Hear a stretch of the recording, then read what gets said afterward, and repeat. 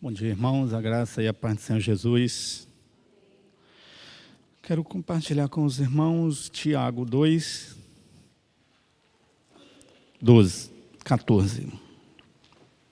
Eu estou lendo Tiago, meditando, estudando, aprendendo, e hoje eu quero compartilhar com os irmãos a passagem que eu li há umas 2 semanas atrás e capturou meu coração, e tão preciosa que é.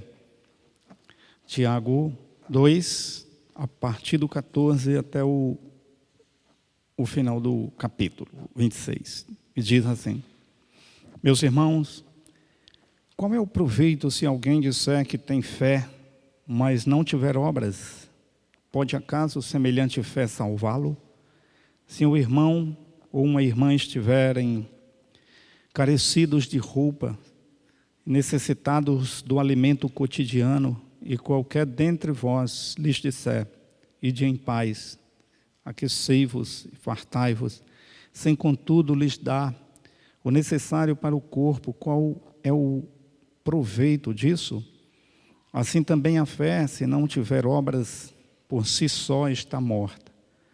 Mas alguém dirá: tu tens fé e eu tenho obras. Mostra-me essa tua fé sem as obras, e eu com as obras te mostrarei a minha fé. Crês tu que Deus é um só? Fazes bem, até os demônios criem e tremem. Queres, pois, ficar certo, ó homem insensato, de que a fé sem obras é inoperante? Não foi por obras que Abraão, o nosso pai, foi justificado quando ofereceu sobre o altar o próprio filho Isaque?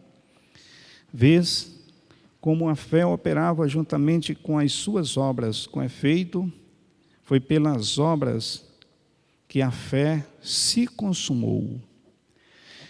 E se cumpriu a Escritura, qual diz: ora, Abraão creu em Deus e isso lhe foi imputado para a justiça e foi chamado amigo de Deus. Verificais que uma pessoa é justificada por obras e não por fé somente.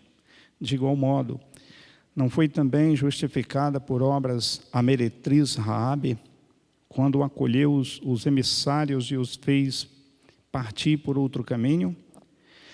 Porque assim como o corpo sem espírito é morto, assim também a fé sem obras é morta. Oremos. Obrigado, Senhor, pela palavra, pela leitura bíblica que nós juntos fazemos e desejamos crescer, aprender com sabedoria, com direção do Senhor para o elevo da nossa fé, da nossa comunhão, para que cresçamos na graça do Senhor e possamos, nosso Deus, sermos crentes em Cristo, os melhores, como fazemos a cada dia. Nosso crescimento seja sempre contínuo na presença do Senhor. Prepara os nossos corações nesta manhã para aprendermos mais de Ti, no nome de Jesus. Amém. Meus queridos irmãos, essa passagem ela é muito conhecida nossa, todos os crentes em Cristo.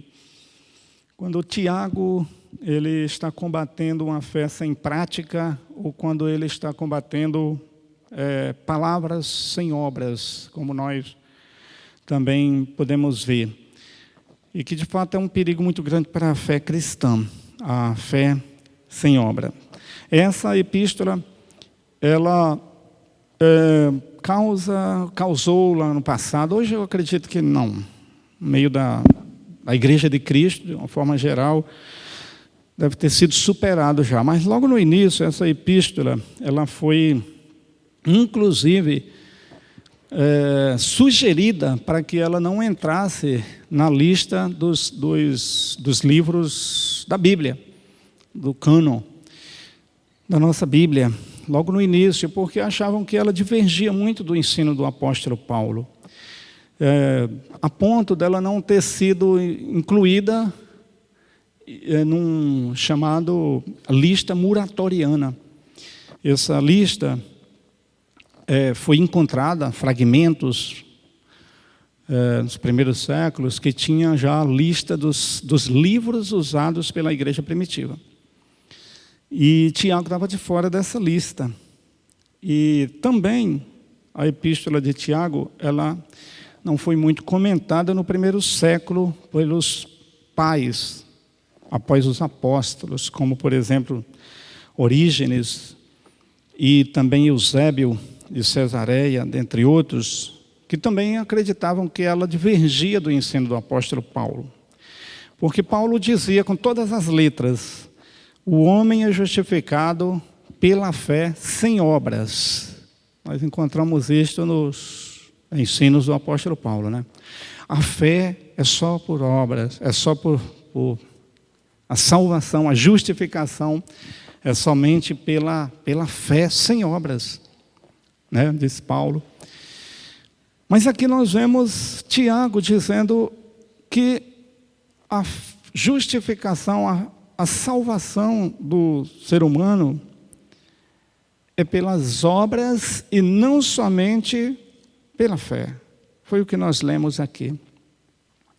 Verificais que uma pessoa é justificada. Ele usa inclusive a mesma palavra do apóstolo Paulo no verso 24.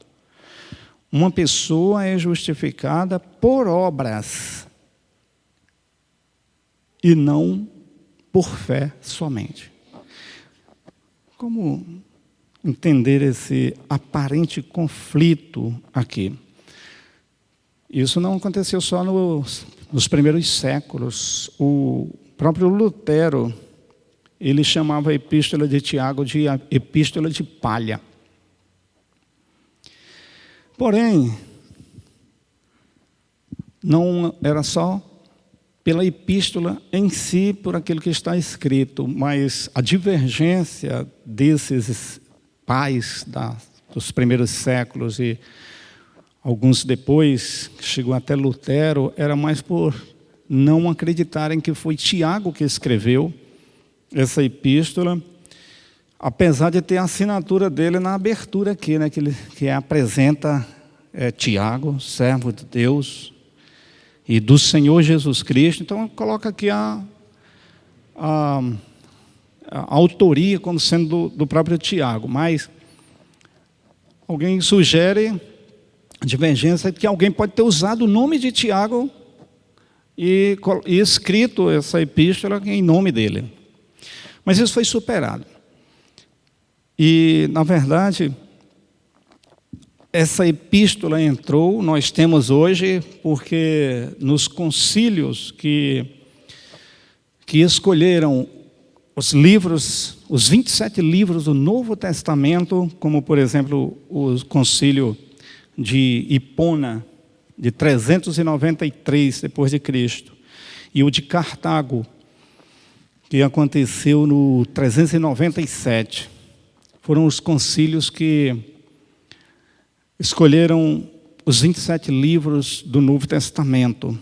Eles colocaram, sem dúvida alguma, a epístola de Tiago como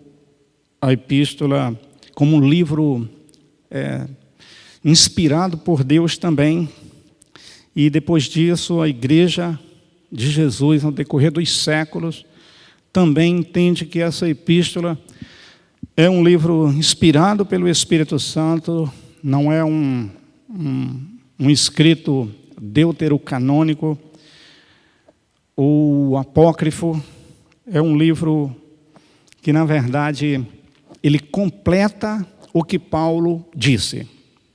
O que Tiago fez?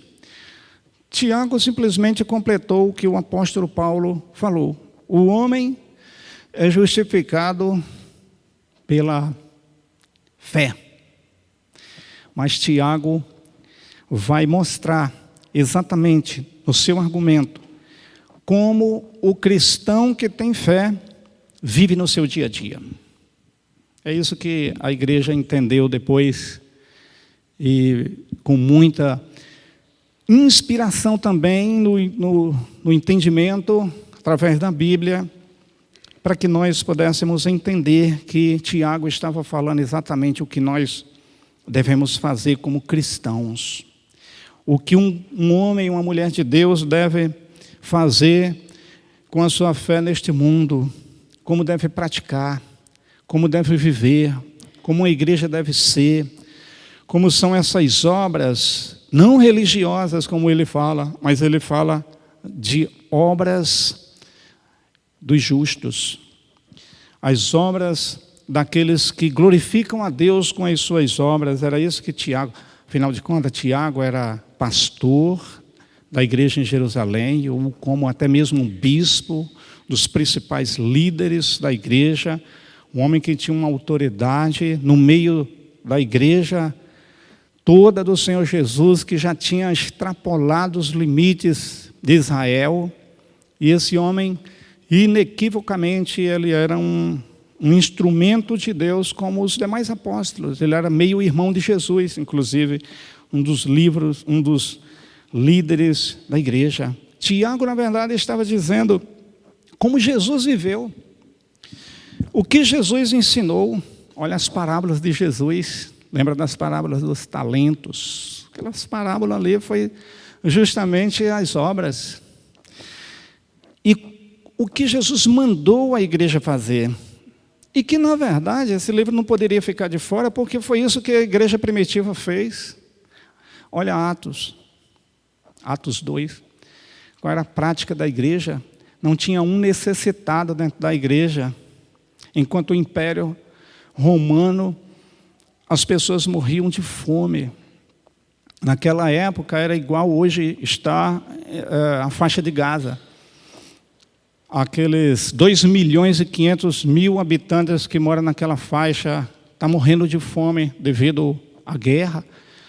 Naquela época a miséria, a mendigaria era grande, mas entre a igreja primitiva, eles praticavam essas obras do cuidado e do amor. E era isso que Tiago estava falando. Qual foi o primeiro argumento de Tiago aqui? Tiago ele usa o seguinte argumento: para mostrar que as obras devem estar aliada, casada com a fé, porque senão se torna uma fé inoperante.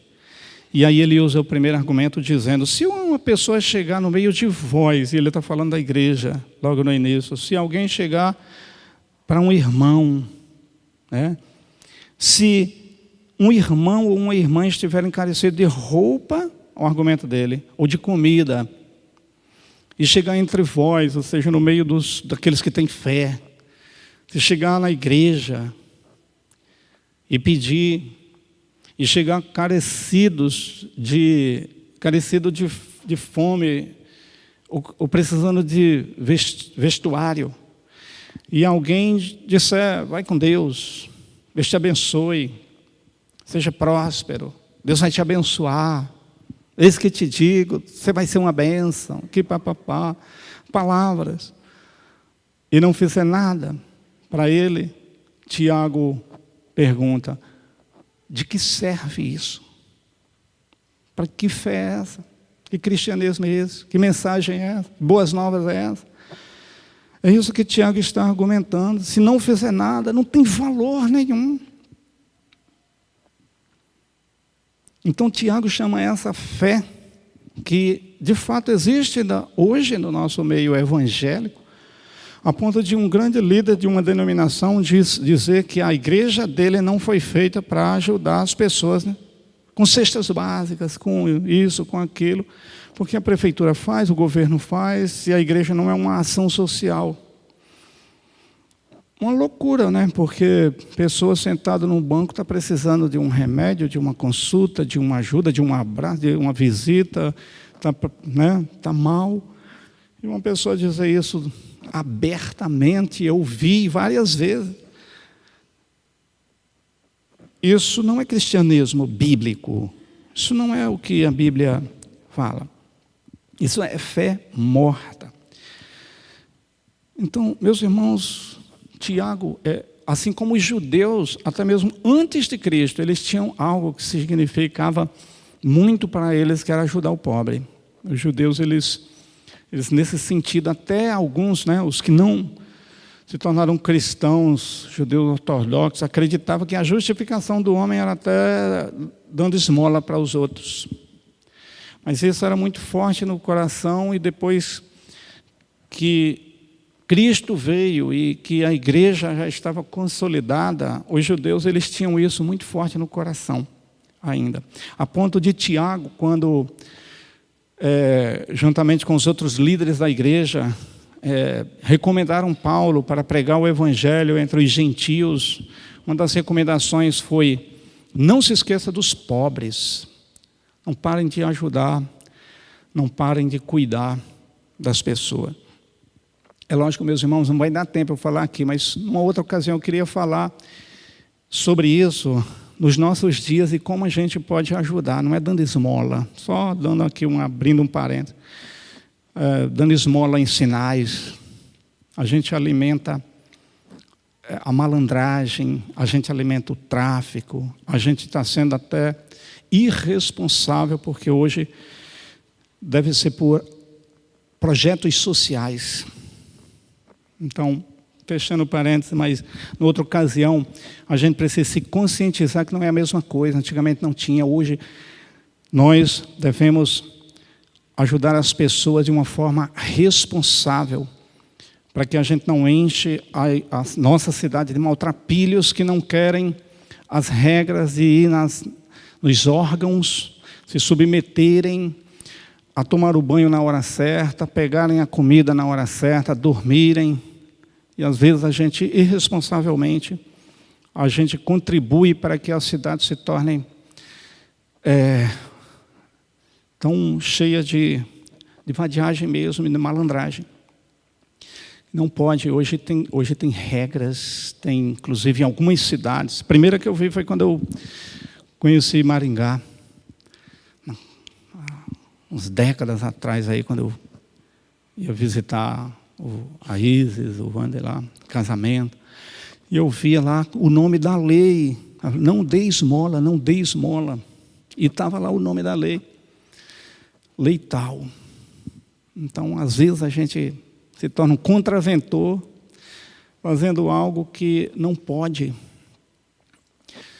A gente está sendo condizente com Poços de Caldas também. Estava lá, claro, não dê esmola, não dê esmola. Tem o número do telefone aqui, tem o número da lei que impede que isso seja feito. Porque há municípios que despejam os maltrapilhos nas cidades, tiram da cidade dele e colocam aqui em Três Corações. Às vezes a gente, irresponsavelmente, sem ter essa consciência, a gente fica alimentando. Então hoje é diferente, hoje a maneira, mas o coração tem o princípio. Mas, voltando aqui, fechando parênteses, né?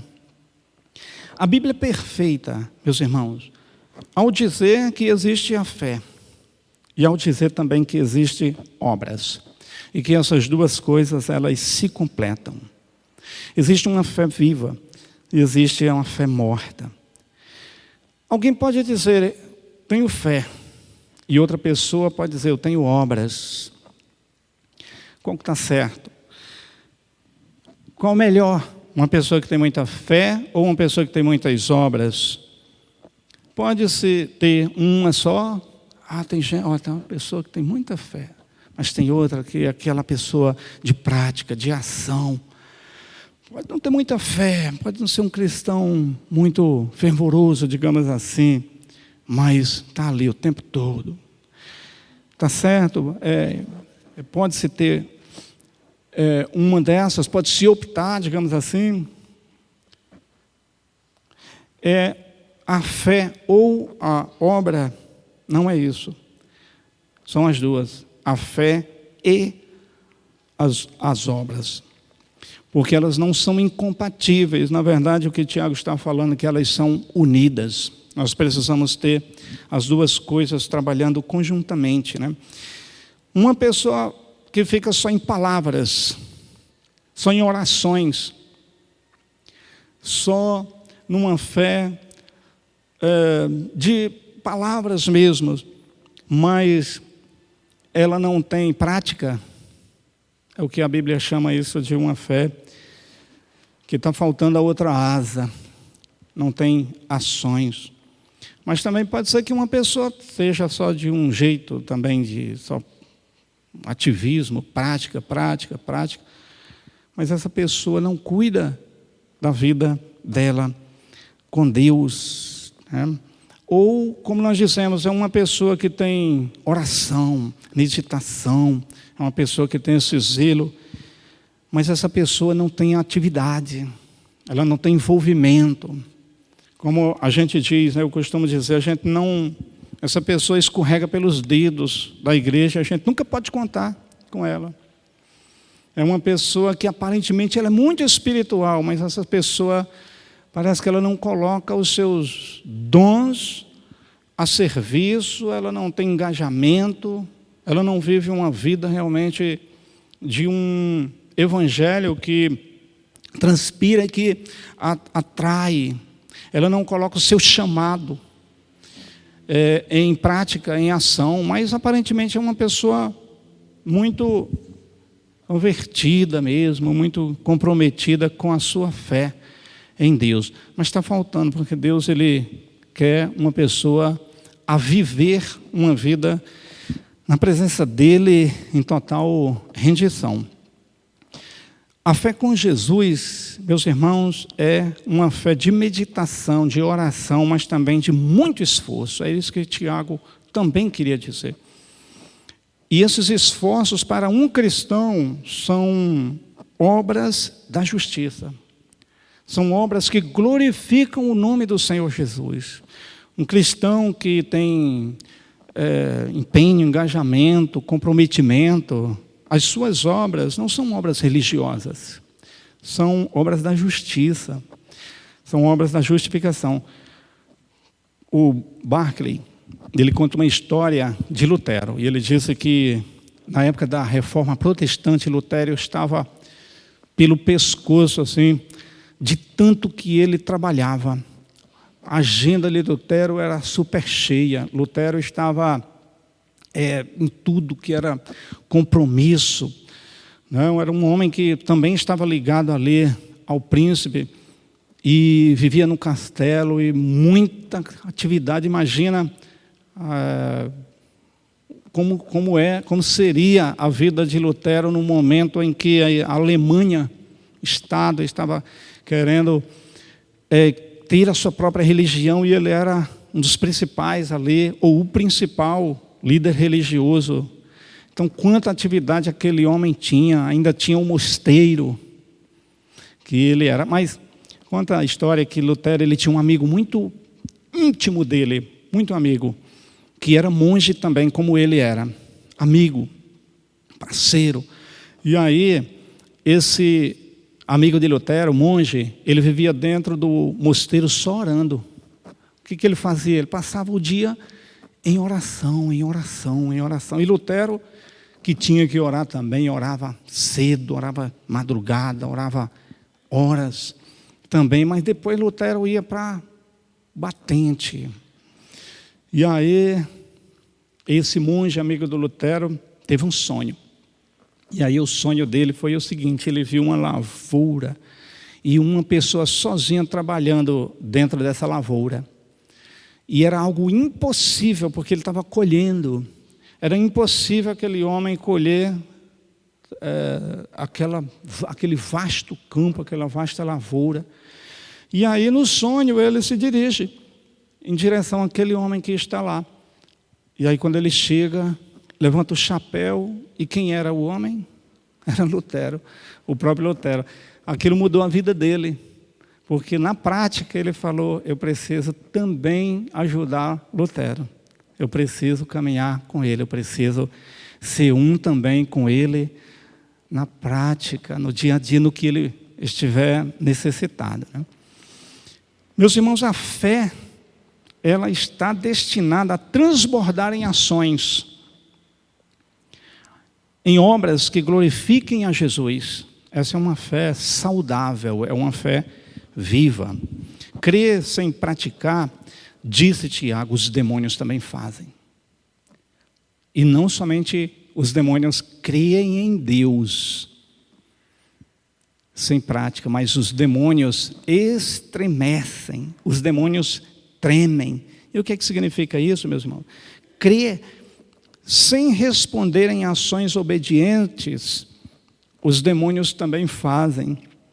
Os demônios professam essa religião inoperante. Os demônios, na verdade, os demônios satanás e os seus agentes, eles são religiosos, porque eles acreditam em Deus, e porque eles tremem, eles estremecem diante do nome de Deus, mas eles não têm obras obedientes. E quem disse isso também foi John Wesley. Wesley, ele disse o seguinte, que da fé de muitos irmãos, ele criticou a fé de muitos irmãos de sua época, dizendo que eles tinham a mesma fé dos demônios. Vocês têm a fé que os demônios também têm, porque vocês têm a fé do temor do tormento eterno. E seja esse o tremor dos demônios, porque sabem que a autoridade de Deus é muito grande, que existe um inferno preparado para o Satanás e os seus anjos. Então eles estremecem e chega o dia em que eles serão jogados no inferno, e eles tremem. E há muitos crentes também, que talvez estejam dentro das igrejas por conveniência, com medo da eternidade, como vai ser a eternidade, não com o coração entregue, submisso, para dizer de fato, Senhor, eis-me aqui, eu estou nas tuas mãos, eu quero ser todo teu, e faça de mim o que está no teu coração. E o segundo e último argumento dele é a respeito de dois grandes personagens da Bíblia que Tiago escolheu, que é Abraão, inquestionavelmente o pai da fé para os judeus, e Raabe. Abraão, disse Tiago, não negou Isaque, seu filho, quando Deus requisitou, quando Deus requereu e quando Deus pediu, e ele sacrificou, levou Isaque a ponto de sacrificar num altar. Agora, olha só que coisa incrível e maravilhosa, meus irmãos.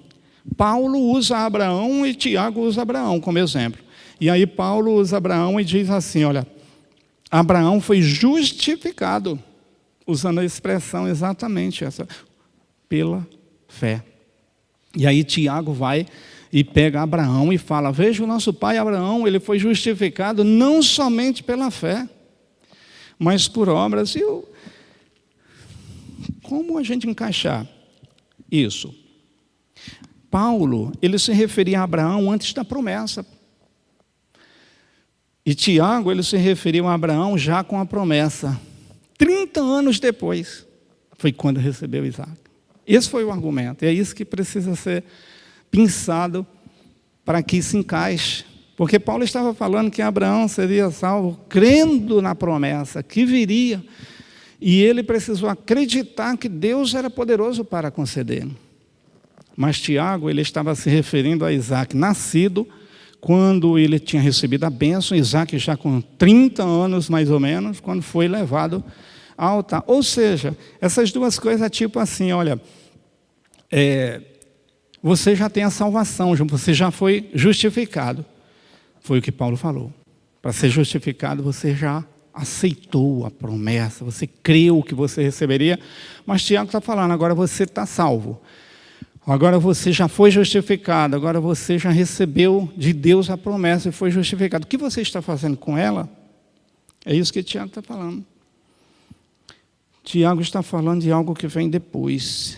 E Paulo estava falando algo que a pessoa precisa ainda ter.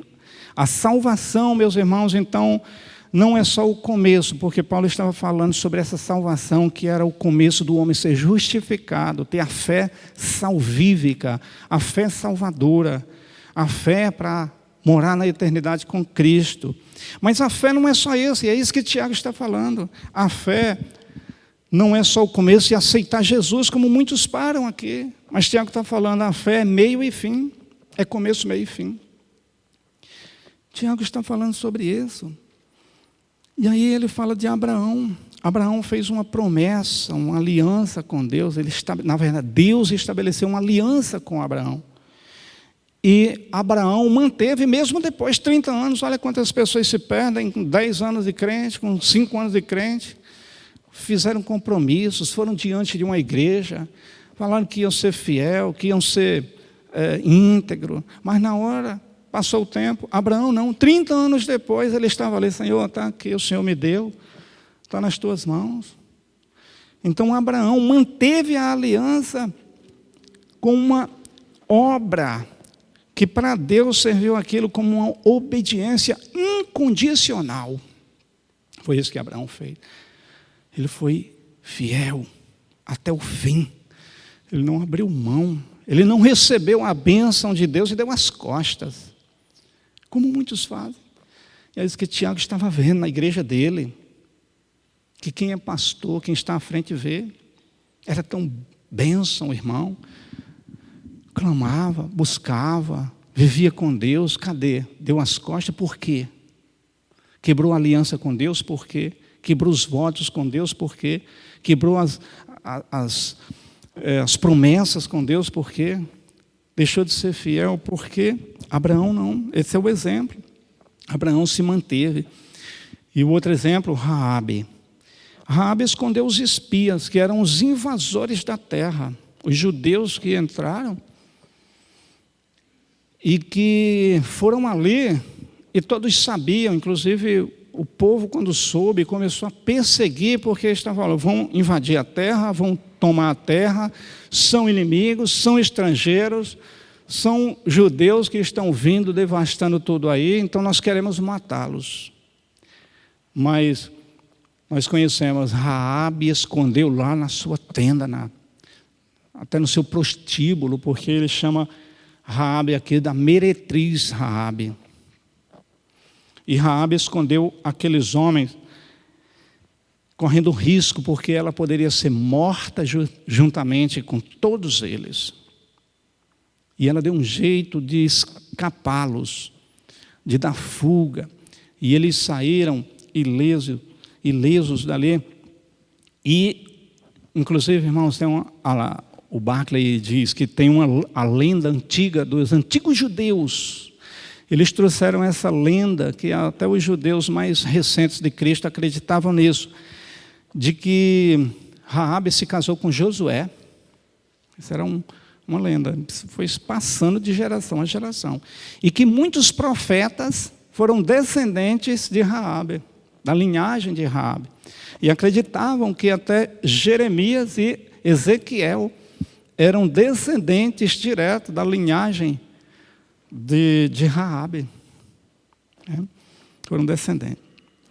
Mas a fé de Raabe, o que destaca aqui, o ponto forte aqui, meus irmãos, é que foi uma fé que levou a arriscar sua vida. Ela se comprometeu.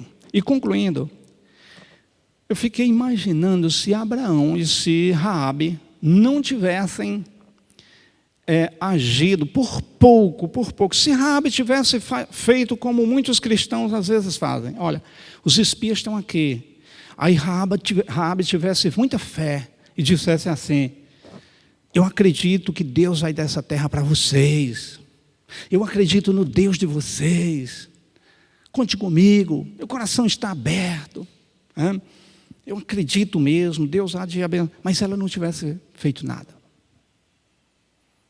tivesse corrido risco nenhum, tivesse se acovardado, tivesse ficado boca fechada, não vou falar nada, não seria fé para a Bíblia.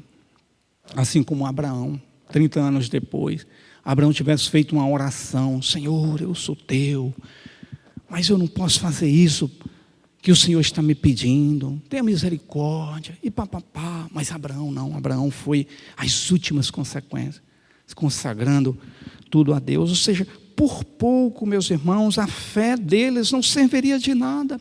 É isso que Tiago está falando. E a gente pensa que é uma coisa muito distante, mas por pouco a gente deixa de se comprometer, por pouco a gente deixa de colocar o nosso talento em exercício, por pouco a gente deixa de ser fiel num mês, no outro mês, por pouco a gente não está lado a lado. A gente pensa que isso não está perto de nós, dessas decisões e dessas escolhas, e nós sermos cristãos como Deus deseja. Foi Tiago quem disse que quem sabe que deve fazer o bem e não faz, está cometendo pecado. Capítulo 4, verso. Portanto, meus irmãos, Deus nos chama para sermos cristãos que põem o chamado em prática, que vivem realmente como Jesus ensinou. E olha, Tiago tinha que entrar na Bíblia, porque Tiago simplesmente pegou muitos das parábolas de Jesus e jogou dentro dos seus argumentos. Então, louvado seja Deus, porque nós somos chamados, porque nós temos dons, porque nós somos igreja, porque nós somos dessa fé de Abraão, mas como Abraão, totalmente envolvido, comprometido na ação, na prática, de dar as costas não, de se colocar em marcha, de estar realmente com uma fé em ação, lado a lado com os irmãos. Amém? Oremos. Pai querido, muito obrigado pela palavra rica e poderosa do Senhor, que sempre nos instrui, nos exorta, nos corrige e nos dá força para vivermos. Que os nossos corações sejam sempre atentos e praticantes da palavra do Senhor, em nome de Jesus. Amém.